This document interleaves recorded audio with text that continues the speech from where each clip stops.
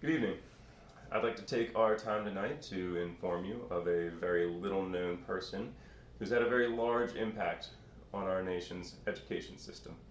Given the nickname of Father of American Public Education, he is none other than Horace Mann.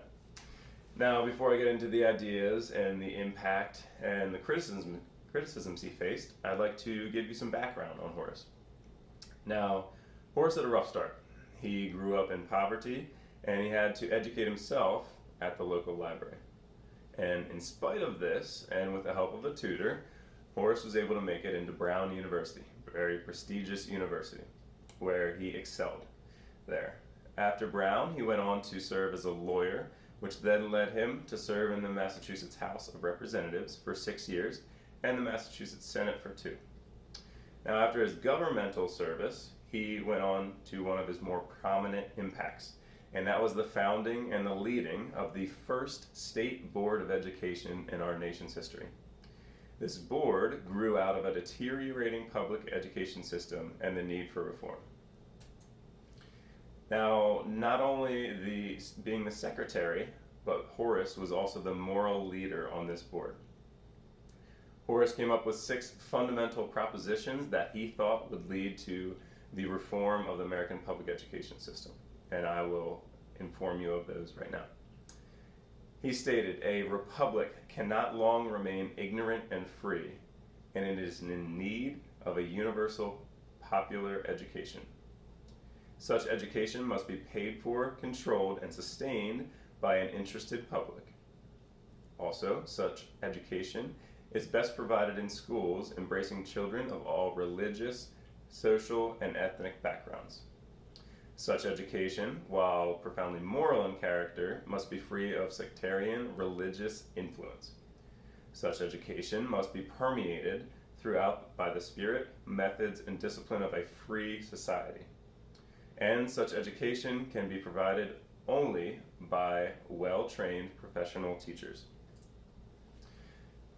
Now, these propositions were not with opposition. Mann encountered strong resistance to these ideas that he proposed. This opposition came from clergymen and educators and politicians. Clergymen opposed the non-sectarian aspect of these schools.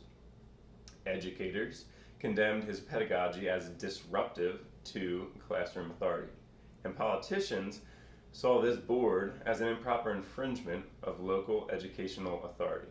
Now, thankfully, Horace's views prevailed. We may not have free and public education if it weren't for Horace Mann. Now, though Horace's philosophy of education may appear surfacely perfect to me and to others, there is one piece that I do not completely agree with. In my humble opinion, public education and public schools should not have been secularized. And I believe this is part of where our nation became shifted away from its Christian foundation. That being said, I agree with most of, and I am thankful for every other aspect of influential change this man led. Now, after his time on the Board of Education, Horace went on to serve the U.S. House of Representatives, that's right, the national level, not the state, where he combated slavery. He was a strong opposer to slavery in this nation. Now, after his governmental service and an unsuccessful run at the Massachusetts governorship, he finished out his years as the president of Antioch College in Ohio. In his final valedictory speech, he left the students with this message: "I beseech you to treasure up in your hearts these my parting words. Be ashamed to die until you have won some victory for humanity." Horace was always a voice for the voiceless, and he spent his days working towards bettering society as a whole. Now, I want to close at this time reminding you that, like Horace, there are many folks that have had a profound impact on our education system that you may not know about. I encourage you to continue to grow your knowledge, seek out new information, research, grow your mind. Technology allows us a wealth of information at our fingertips, literally.